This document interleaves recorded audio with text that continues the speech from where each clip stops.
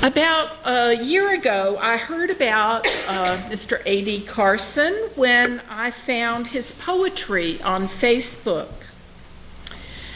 After listening to his poetry that sort of spurred on the See the Stripes movement at Clemson, it pushed me to begin asking new questions about the history of our community and my own worldview.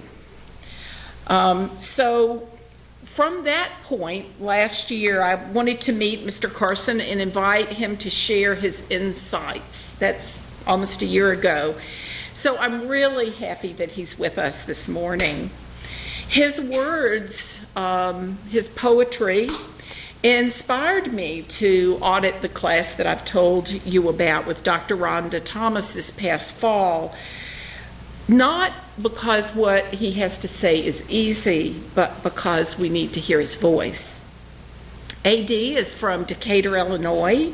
He began his career with music, poetry, and teaching, and he's working on a PhD in rhetorics, communication, and information design. And I thought a lot about this service this week as Ed and I participated in the seminary at Meadville Lombard. And one of the things that I heard that really sort of stuck with me was the phrase, when we change the story, we change the reality. For me, what that said was, as we include the whole of history, the stories of the oppressed and the disenfranchised as well as the victors, we are able to change the reality of who is seen and respected and heard. As we look at the whole complex history of Clemson, then we can build a future for this wonderful community that includes the voices and the stories of all our sisters and brothers. As people whose faith calls us to welcome into our midst all people, it's going to be essential that we open our hearts, our minds, our eyes to look at our lives, our privilege, our preconceptions, so that we may more fully embody the places where we might need to change our own story and the future of our congregation.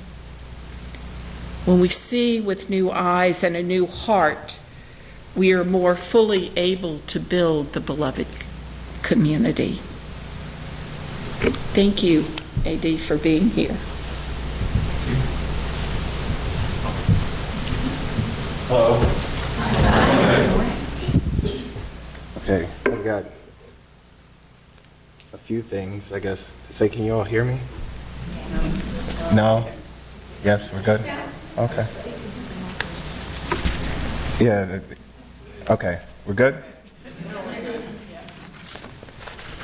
Okay, let's see, the people that wanted to get it the way that they live it, the lyrics is telling the lives that we live in, and really they're different from what we are spitting, our people I write for.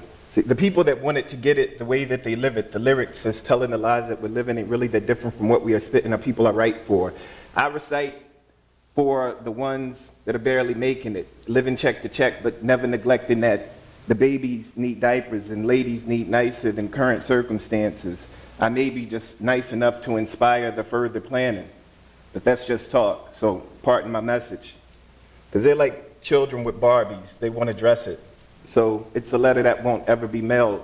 Philosophy, like why try when you inevitably fail? So when I say that I'm good, that means that I ain't messing with you, and I say what you should, but you don't. And I don't blame you for just trying to sell, but look out, you'll be an addict if you buy it as well. So I don't blame you for just trying to sell, but look out, you'll be an addict if you buy it as well. You know, when I think about coming here to Clemson, I kind of I get stuck on W.E.B. Du Bois's words. You know, it's idea of what it means to be American. And as he puts it, well, I'm an American, a Negro, two souls, two thoughts, two unreconciled strivings, two warring ideals in one dark body, whose dogged strength alone keeps it from being torn asunder. I think about the tension, like this two-ness that he speaks about. It also makes me think of Langston Hughes's I Too. And the poem goes, I too sing America, I'm the darker brother. They send me to eat in the kitchen when company comes, but I laugh and eat well and grow strong. Tomorrow I'll be at the table when company comes. Nobody will dare say to me, eat in the kitchen then. Besides, they'll see how beautiful I am and be ashamed. I too am America. And so we're used to thinking about, scholars and sociologists like Du Bois, and even maybe used to thinking about poets like Langston Hughes, but I think that there's an America that exists that I think often goes unrecognized by many, many people. So I'd say if there's something that the work that I want to do, if there's something that work does, I imagine that it portrays this America that many of us don't see.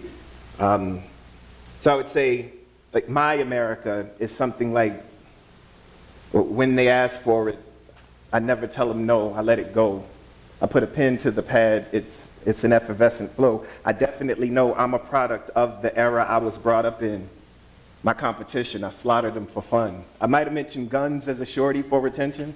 It's not to say that they wasn't in my area, but listen, my competition, they never wanted me dead, they wanted decapitation. They saw that I was ahead. They heard that I told tales, knew that I do it well, Sisyphusian descriptions. I live in my own hell. It's populated by heat that I hand make. Flip a coin. No matter how it lands, where you're going is through the alleyways, back blocks, tenements, where if you don't call a girl a bee, he's a gentleman. Misogyny's expected, Sodom and Gomorrah. Scary movie mind state, the problem ain't the horror. See, in the movies, we die in the first scene, so we're all really Drew Barrymore in the first screen. Only it's set in Harlem. Maybe it's in Detroit. The audience prays you don't turn around. It ain't the voice. You fall as you running to get away. Felonious metaphor, you do a year in a day. Or die trying, lie silent, it's crack infested. Surrounded by thirst, it's Rock Island. From 217 to 309, we open our rhyme books up and bleed on lines. Hope for some recognition to cheat on dimes, because ladies like changing faces and we don't mind. That's probably over your head. Like a snatch lift, dope boy antithesis, rhyme with a backflip. Flip back one chapter, I finished the exposition. It's Juice on the roof. I'm standing right next to Bishop. How many people have seen the movie Juice? Anybody?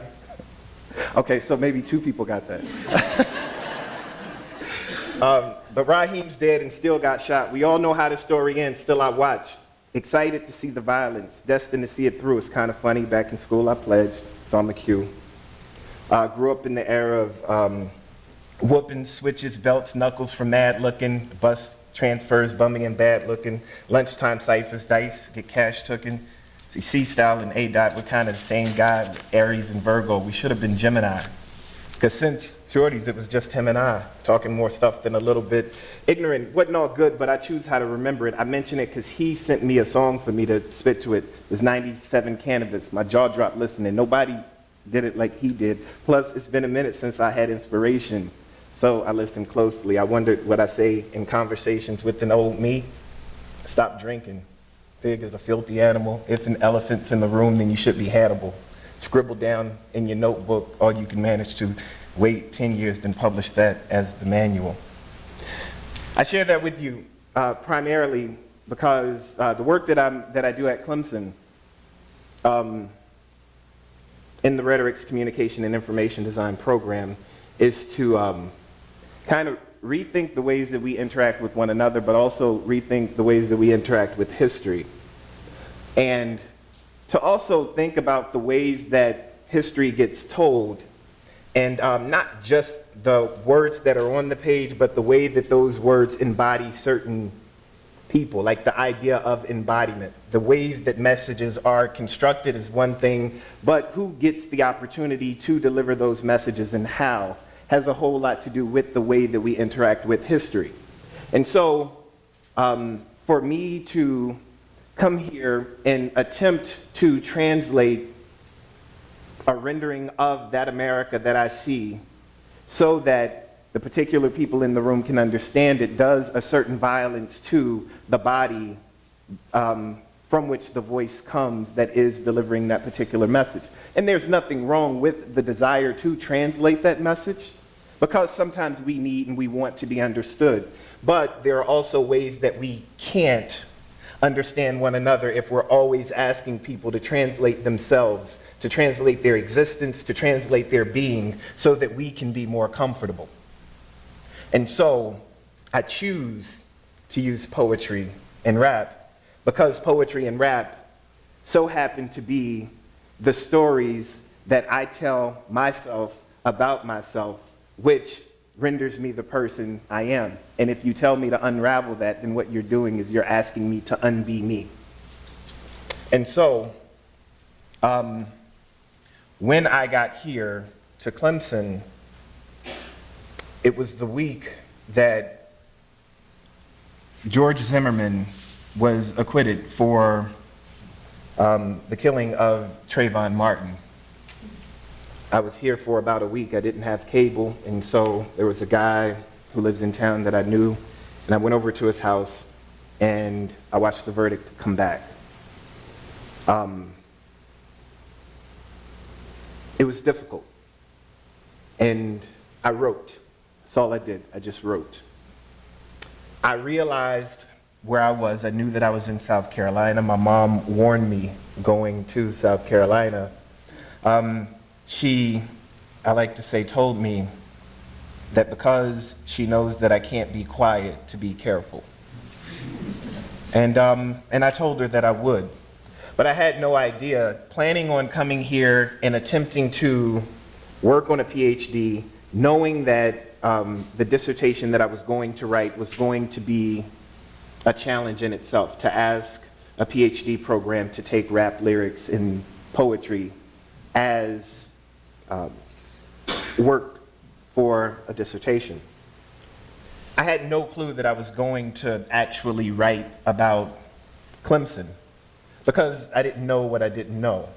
And so as I start going through campus, and what's lingering in my mind is this idea of what's going on in America at this particular time, and I start writing about that, I also start noticing on campus, not the fact that there are buildings that are named for people who we probably would distance ourselves from if they were living today, but also the ways that we didn't talk about those things, the ways that people would get silent once you brought those things up, and then the ways that that silence sort of played out in the current circumstance. So I think that when I brought it to the attention of the people in my cohort, that when I was looking at our roster over the years, that we never admitted a black male to the program, no one was aware of that fact. But of course, I was very aware of that fact. I looked at that before I even got here, and then when I got here, I asked, well, have we ever admitted a black man to the program? And of course, this is new information to lots of people. But, you know, why would we even have to consider that? We don't know what we don't know. But, you know, if we're going to call ourselves philosophers, then we ask questions. And we continue to ask questions. And so in the asking of those questions, I thought, well, what can we do about the current moment? And when I asked what we could do about the current moment, that's when we started thinking about, well, we have to talk about history. We really have to talk about the history if we want to get to what's going on right now. And so that's sort of how the poem came to be. I was thinking about these very particular things, and the particular things stopped being as important because I realized very, very quickly that it's not about me. I have certain feelings, but as my mom and my brothers know, I think that I can shoulder that responsibly and I'll be okay. But what about those other folks that I claim to speak to and for when I first walked up here? How about, my little sisters, my nephews, and my nieces? And so, as I continue to do these things, I continue writing. I was asked, I guess in the abbreviated version of the story, I was asked to come to the College of Charleston.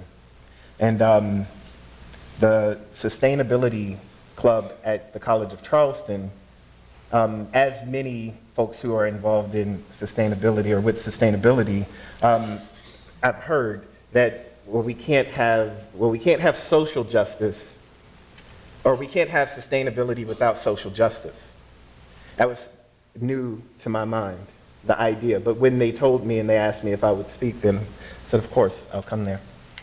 And that was the weekend that at the concert, they put on a concert, they asked me to come and to speak and to perform. And as the concert is winding down, a man walks up, sort of hurriedly excited, and says,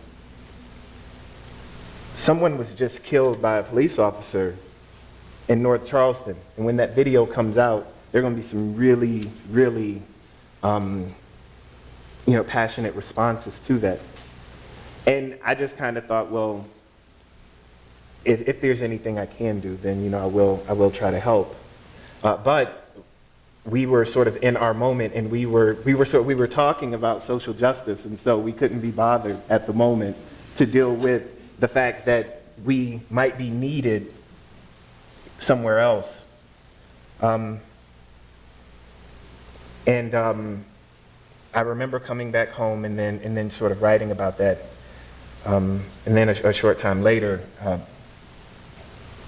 getting a message that the people were killed at the Emmanuel Church, and then going directly back there on that Wednesday night, and then calling up those people, the sustainability people, and the social justice people, and asking, well, is there anything that I can do? Because I'm here in town, and I mean, even if I can just sort of lend some thoughts to what might be going on, I'm going to write about it, and I'm going to try to spread the word. And if there's nothing else, I can sort of lend my voice to it. And I wrote, "Good Morning, America." This is a poem that I'm going to share with you. But before that, I'll share the quote by Ralph Ellison from Invisible Man. It says, "I remember that I'm invisible and I walk softly so as to not awaken the sleeping ones. Sometimes it's best to not awaken them. There are few things in the world as dangerous as sleepwalkers." I'm thinking about James Baldwin's The Fire Next Time. This is the next time. Prepare for fire. The grotesque fantasy of the shrinking so-called majority, America's nightmare, is slowly transitioning from somnolent slumber to a waking state akin to sleepwalking. America, for as long as it has existed, openly endorsed terror and rode the wave of fear that followed to superpowered dominance domestically and abroad.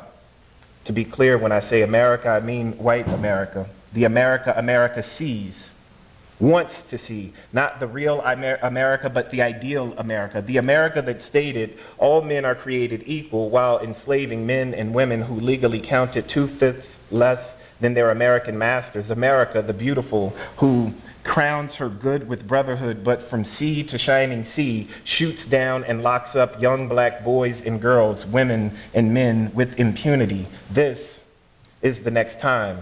Prepare for fire. America's nightmare is America waking up. Good morning, America says. Good morning, America says. Good morning, America says. Good morning, America says you are a true patriot. Don't let America die. Don't let America's death be in vain. Fight for America. This is good morning. The black and brown bruises on the American body must be cut off, must be amputated, or risk infection spreading. Sleep, America. This is an age-old procedure. Perfect it, or inject local anesthetic, remove, bruise, move, repeat procedure, or just sleep. It'll be all over when you wake up.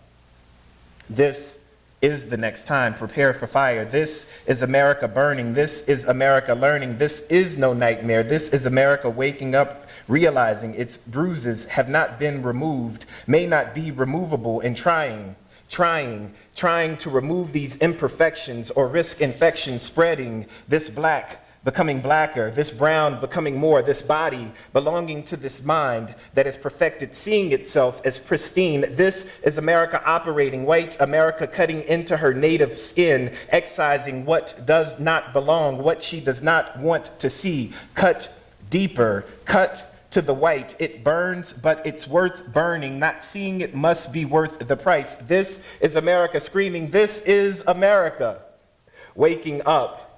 This is the next time. Prepare for fire. The remains will be black. This is America on the brink of break, ever aware of a two-ness of which there is a constitutional greater and lesser, necessary evils that history won't heal and Hennessy won't help, darkness and lightness created in the likeness of white God and white Jesus, who would rather see white America burn than see it turn into what it already is, what it always was. America becoming awake, America becoming aware. Is America becoming so scared of what she knows she is capable of doing to herself? Dream sweet, America, dream deep. Breathe deeper, now deeper, and sleep. Sleep. You were made from this. You were made for this. You were made by this. You are on fire. This is the next time. America is burning. And the quote here at the end is, God gave Noah the rainbow sign, no more water, the fire next time. And that was quoted by James Baldwin as the title for his book, The Fire Next Time. Now, in between the writing of that poem and my arriving here, as the See the Stripes campaign was going on, there was a lot of tension on campus.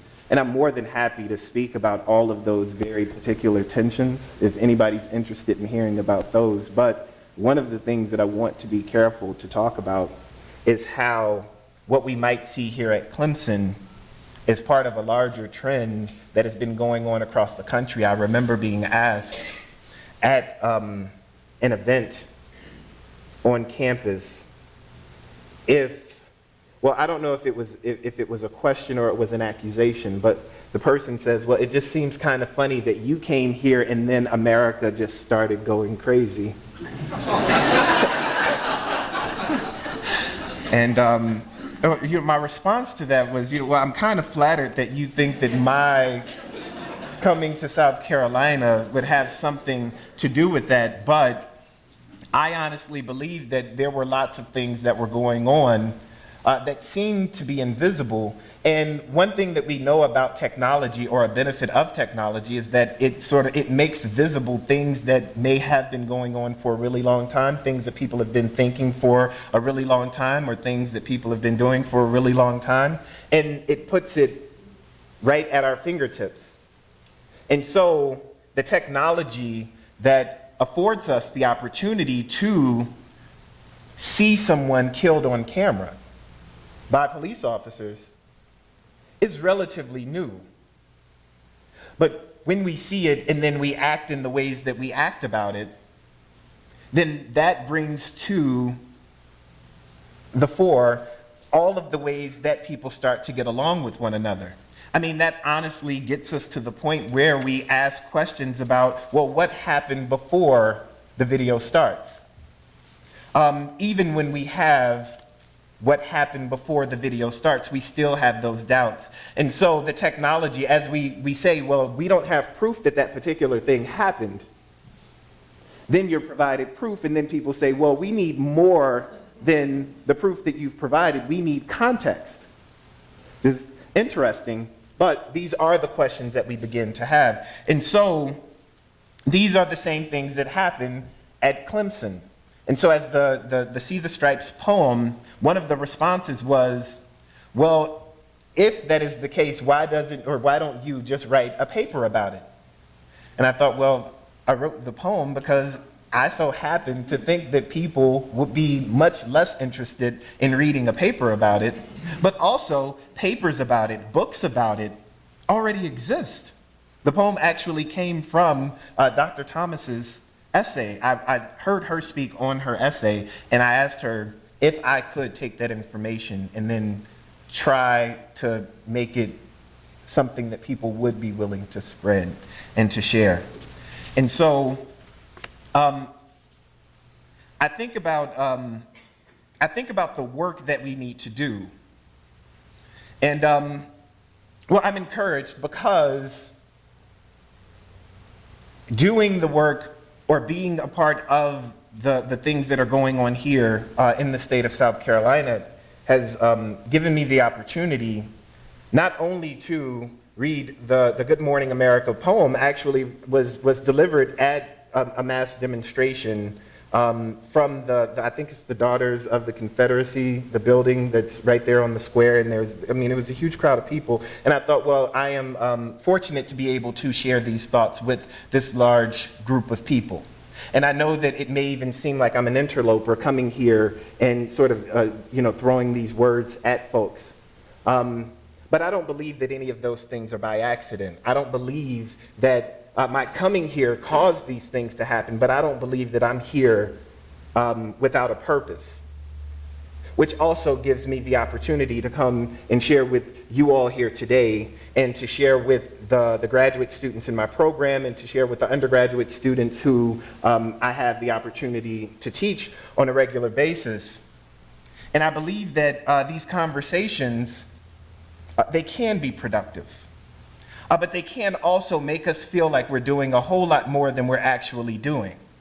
They can make us feel like we're doing enough, that listening to someone talk about it and not becoming offended, or telling ourselves that we won't be offended by the fact that those few words didn't really sting that much, or they stung but I didn't show it. You couldn't see it on my face. I felt convicted, but no one knows that I feel guilty, and so that's enough. I don't have to be kind, or I don't have to be empathetic. I don't have to stand up when I hear people say or see people do these terrible things that we tend to continually do to one another, because I listened to someone talk about it, or because I have a friend who is represented by one of those groups that I tend to harbor some kinds of feelings about. I think that the conversations are just the beginning, and I think that if we get ourselves to believing that conversations are enough, then we will, in another 10 years, just be having conversations, and we'll still be dealing with the tragic reality that some of us sort of feel paralyzed by, because, I think that MLK, asked the question, where do we go from here, community or chaos? I think that many of us see right now that chaos. And if this is something that MLK asked, and he gave us those as our choices, community or chaos, and we've been telling ourselves, because we've been having conversations, that we're a community, but we aren't really, because we're actually living in the chaos, then it's not just me writing poems about it, or you listening to poems about it. It's actually us needing to do the work to create that community that he was speaking about. And so my challenge to you is the same challenge I give myself every day, and that is to be a part of creating the community that we so envision, that we say that we want, that we talk about in all of the dialogues that we have, but we have yet to actually bring to fruition. And I guess that's a perfect place to stop. And I appreciate your time and your attention. Thank you. And I realize that not everybody knows what See the Stripes means. And there's a whole campaign that, we're the Orange Nation, the Yes. Orange community. Solid orange. Solid orange, but the tiger has stripes. And that points back to the early history of slavery and convict labor in Clemson's early history. And so I want to just share a few words and then shift, because I think there may be some of you who might have some questions for AD. Rosemary Bray McNatt said, "The truth is this: if there is no justice, there will be no peace. If we cannot bring justice into the small circles of our individual lives, we cannot hope to bring justice into the world. And if we do not bring justice into the world, none of us is safe, and none of us will survive. Nothing that we do is more important than making justice real. Here, where we are, hard as diversity is, it is our most important task." So I'd just like to take a few moments if there are folks who have thoughts or questions for AD. Kristen has the mic. Okay. Where did you say you were from? I'm from Decatur, Illinois. You want to come back up here yeah. so people can see you? Why did you go to Clemson? Oh, yeah. Going the way it is. Yes, sir. That's a great question. So I can't really say that I chose Clemson so much more than Clemson chose me. The program in Rhetorics, Communication, and Information Design is a fairly, I shouldn't say fairly, it's a unique program, and it only exists at Clemson in the way that it does exist as a transdisciplinary program. And because of the work that I did in Illinois, I worked as I was teaching at a high school. I was coordinating an after-school program. I was writer in residence for a literary journal, and I was also doing community workshops. And what I wanted to do is combine all of those things into something that was sort of one job. And as I started looking at ways that I could do that, I started to email different people across the country. And I emailed a guy who used to teach hip hop at a university in New York. And as I did that, because Google is deeply invested in mining my information, I got a sidebar that came up with rhetoric plus hip hop, and you should look at these links. And I started clicking those links, and then I got the Rhetorics, Communication, and Information Design program. I emailed the director, and then we were in contact constantly from that point forward. And I sent him an informational letter telling him what I do, and he said that you are the ideal candidate for this PhD that we have. And then I started to look for programs that are similar, and there aren't any. So I knew more about the RCID program than I knew of anything that went on, particularly in Clemson, South Carolina. And so it is still the only program of its kind in the country. Thank you, Google. Yeah. Linda. Yes, thank you, Google. Yes. Oh, sorry. Okay. Linda? Thank you so much. Thank you so much for sharing your talent and your insight with us. Thank you. And I think we were all listening as fast as we could. and Yeah, I was thinking I'd listen with a Southern accent.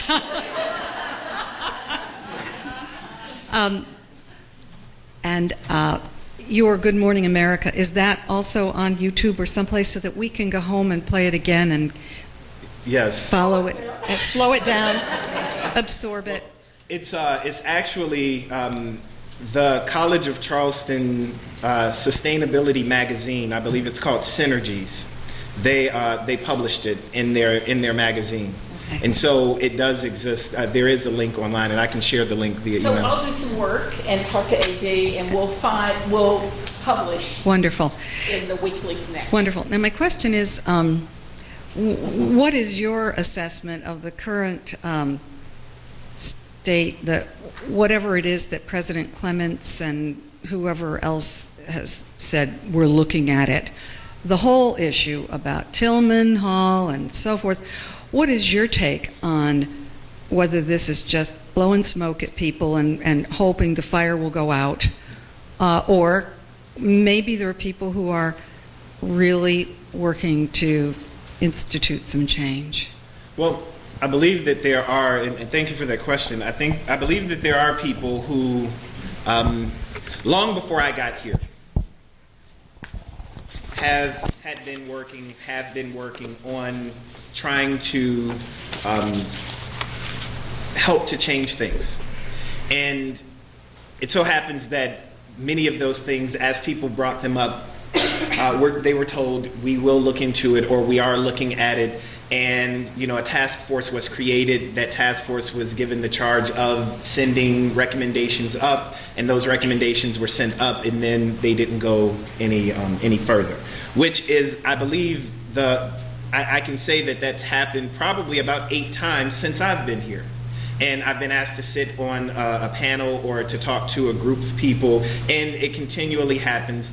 And, so one of the ways that I think that I've tried to combat that is to let those folks, the folks who are at that particular table, or the person to whom those recommendations are going to let those people know that these recommendations are going to you, and if there's no action taken on those recommendations, then I'll make them as public as I possibly can make them, and share them with the community, and let the community know that we've recommended these things, and what we need to do is have some accountability from or for those folks who we're giving the recommendations to.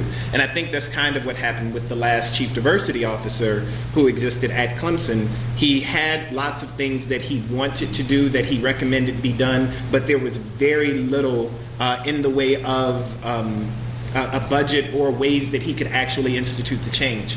And so my thought, even with the new office, would be that, we have a new officer, can we make sure that that new officer has some power to do some things? I believe that there are now people who are in place who are attempting to change things.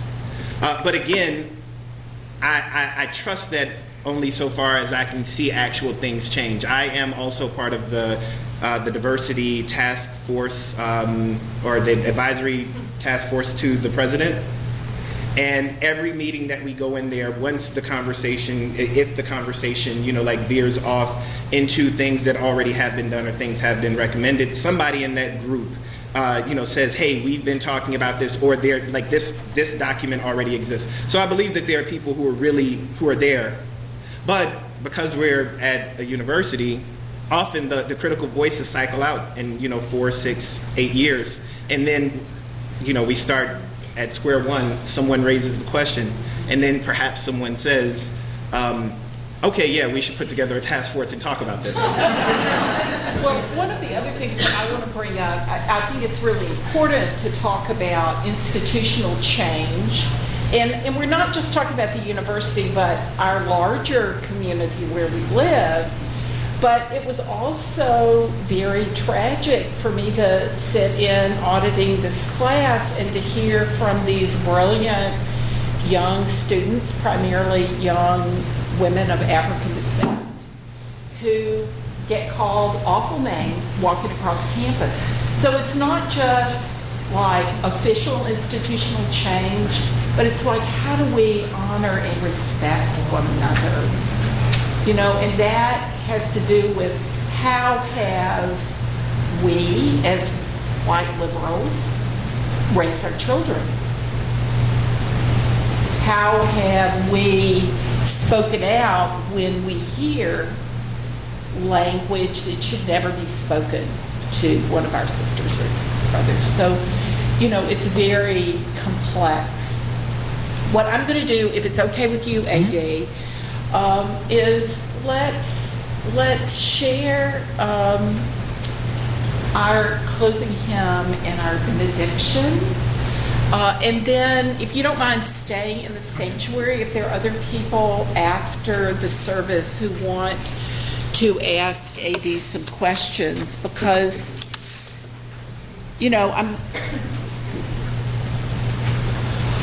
what is our purpose? That's what this service is about. How do I, as a person, embody my core values? How do we, as a community, when we've already said, our leadership came together and said one of our long-range strategic plans is how are we going to reach out into the larger community and make an impact? How are we guided? What is our purpose? And, Dr. Cornel West's phrase that Christy has on her Facebook, her email. You know, he said, justice is what love looks like in public. You know, that's a pretty profound statement. So how will we be guided? So I invite us to rise in body or